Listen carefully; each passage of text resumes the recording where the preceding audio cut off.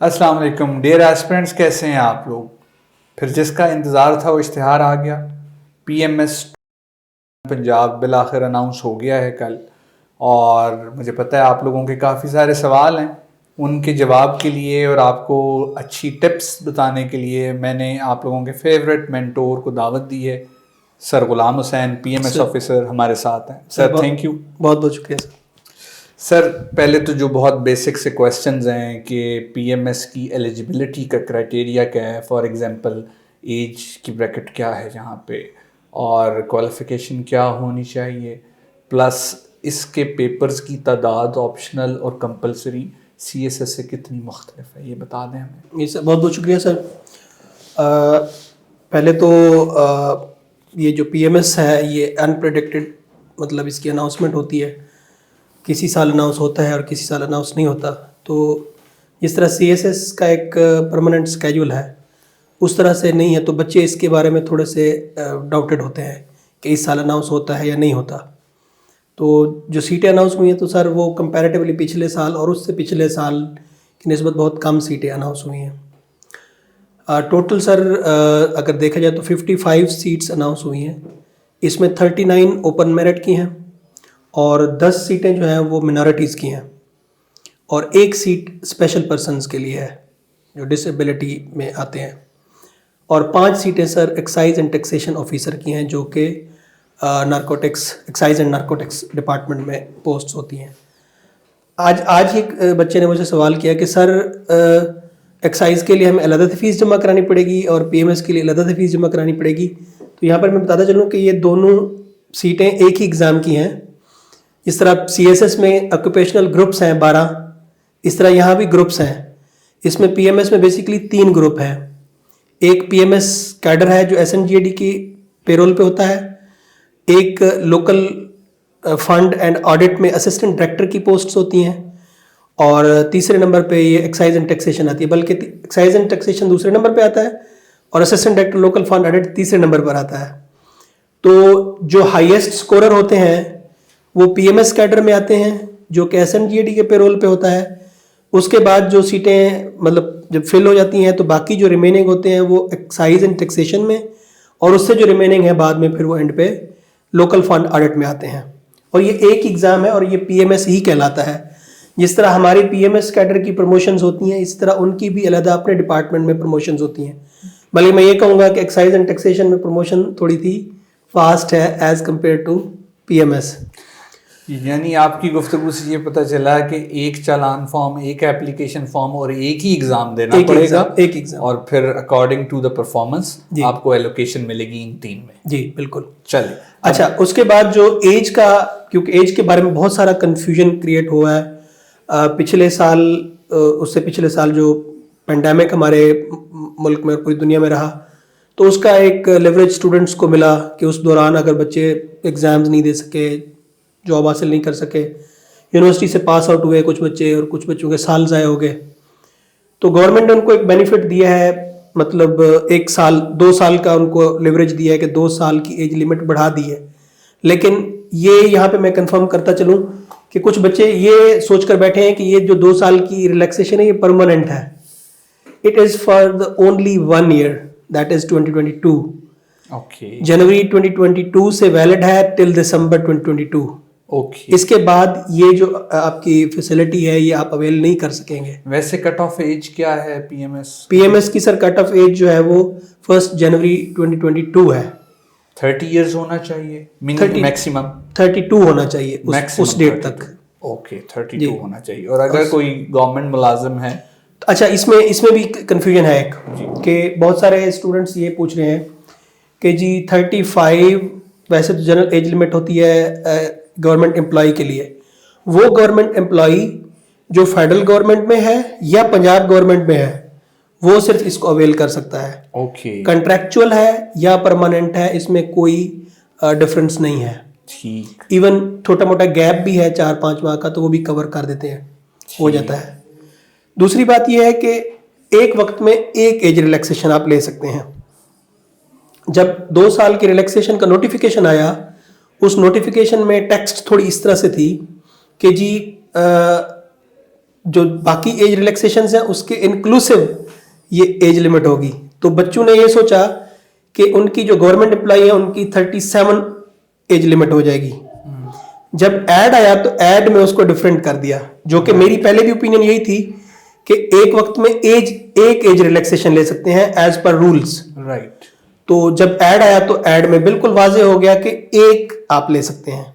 अगर आपकी गवर्नमेंट की 4 साल सर्विस है पंजाब गवर्नमेंट में, डोमिसाइल आपका पंजाब का होना चाहिए, तो पंजाब गवर्नमेंट में या फेडरल गवर्नमेंट में आपकी 4 साल की गवर्नमेंट सर्विस है तो आप 5 साल तक रिलैक्सेशन अवेल कर सकते हैं पीएमएस पंजाब के लिए। और अगर आप गवर्नमेंट एम्प्लॉय नहीं है तो आप 32 साल तक अप्लाई कर सकते हैं। राइट। ठीक है।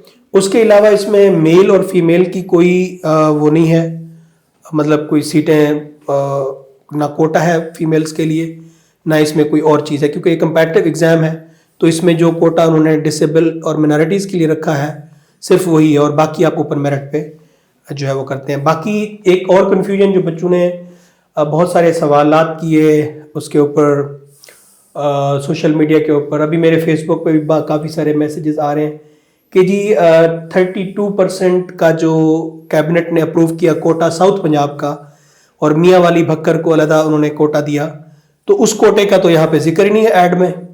ओ भाई ये ऐड 2 महीने पहले प्रोसेस हुआ है, ये तो रोका उन्होंने इसलिए था कि जो स्क्रीनिंग टेस्ट की एक समरी गई हुई थी पीएमएस के लिए प्रपोजल था, सीएम साहब के पास वो समरी गई हुई थी कि कहीं वो अगर अप्रूव हो जाती है तो फिर हम पहले स्क्रीनिंग ले लेंगे, उसके बाद जब वो वहां से जवाब आ गया तो इन्होंने फिर ये इन्हें अनाउंस करना पड़ा।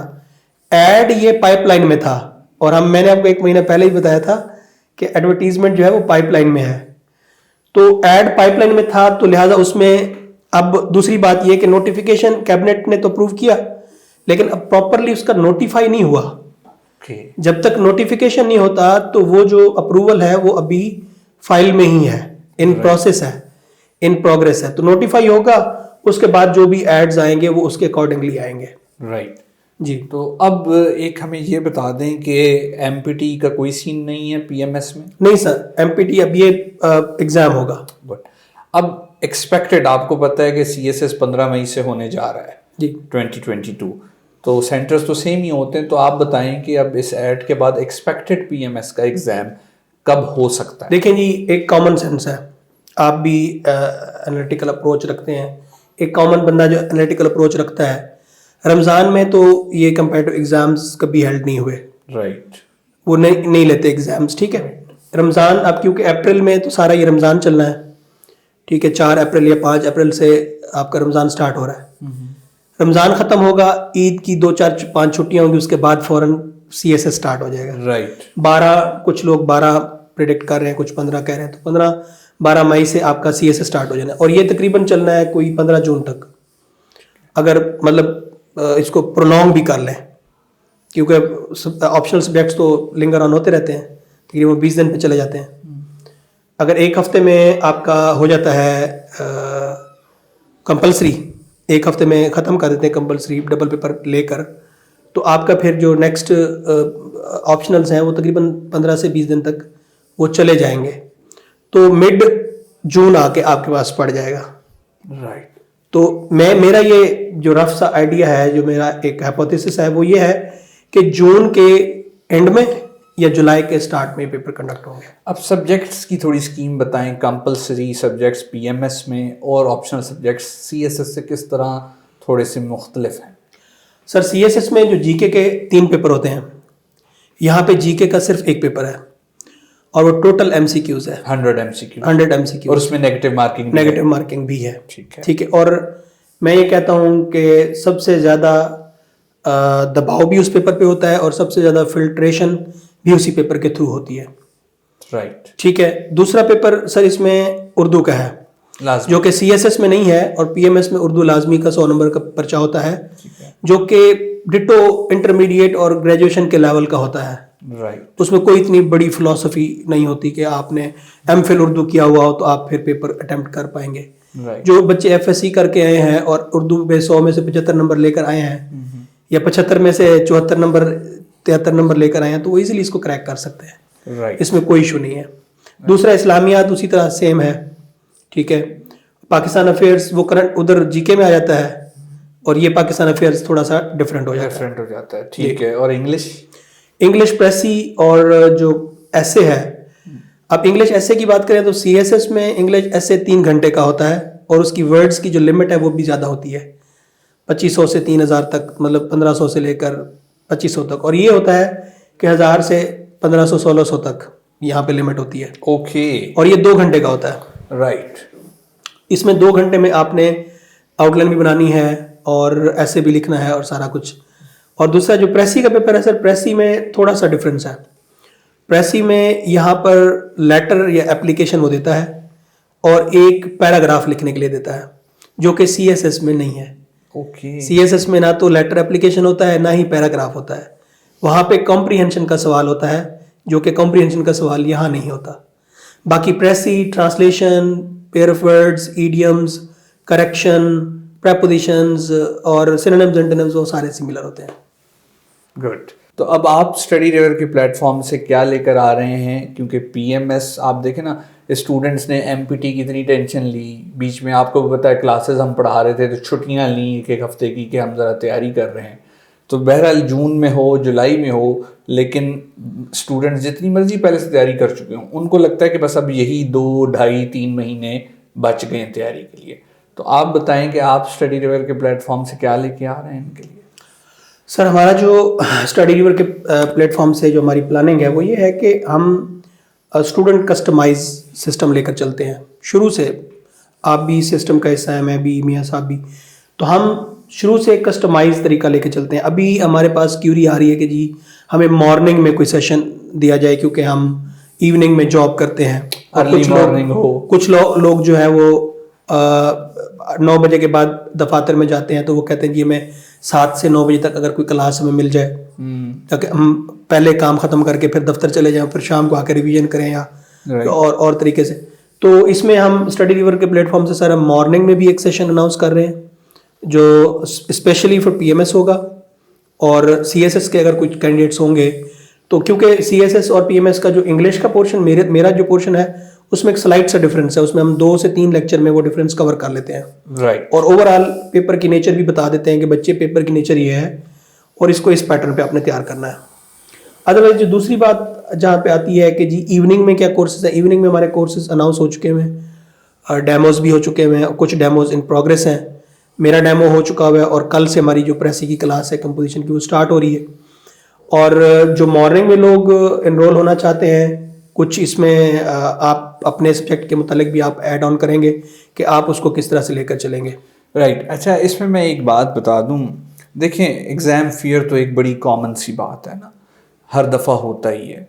लेकिन टाइम मैनेजमेंट एक ऐसी चीज़ है जो हर कॉम्पिटिटिव एग्ज़ाम्स का हिस्सा होती है, ड्यूरिंग प्रिपरेशन भी, ड्यूरिंग एग्ज़ाम भी, जब आप एग्जामिनेशन हॉल में बैठ के पेपर दे रहे हैं, और during interview preparation, then with in interview जब आप सवालों का जवाब दे रहे हैं।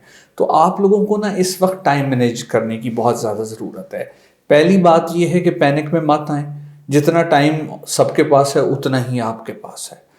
तो दूसरी बात ये कि जो सीएसएस वाले बच्चे हैं उनमें से बहुत सारे बच्चे हैं जो इंटरेस्टेड हैं करंट अफेयर्स इस वक्त पढ़ने में, पाक अफेयर्स पढ़ने में, चंद एक दो ऑप्शनल्स रहते हैं वो भी पढ़ने में। तो अब पीएमएस एक्सक्लूसिव ये है, लेकिन इससे फ़ायदा सीएसएस वालों को भी हो सकता है।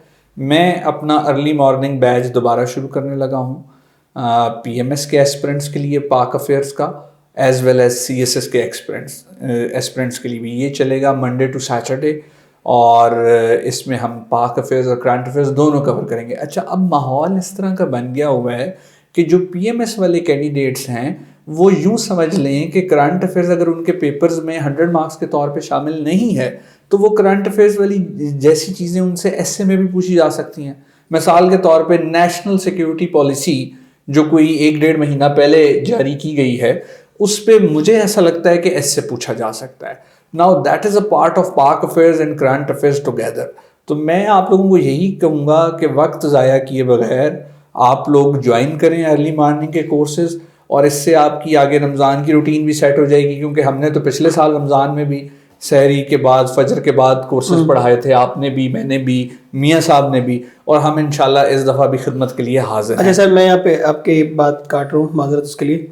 यहाँ पे मैं एक ऐड ऑन करना चाहूँगा कि लास्ट टाइम जो एसए का पेपर आया था पीएमएस में, वो डिटो करंट अफेयर्स का पेपर टाइप था। जी, बिल्कुल। पूरी स्टेटमेंट्स थी जी और ऐसे लग रहा था कि जैसे करंट अफेयर्स का पेपर उठाकर ना उन्होंने पीएमएस के एसए में दे दिया। जी तो एक तो एसए में ये सर हेल्प आउट करता है आपका करंट अफेयर्स, और दूसरा ये है कि जो उसमें कुछ की पॉइंट्स होते हैं टॉपिक्स के, वो भी आप कर रहे होते हैं।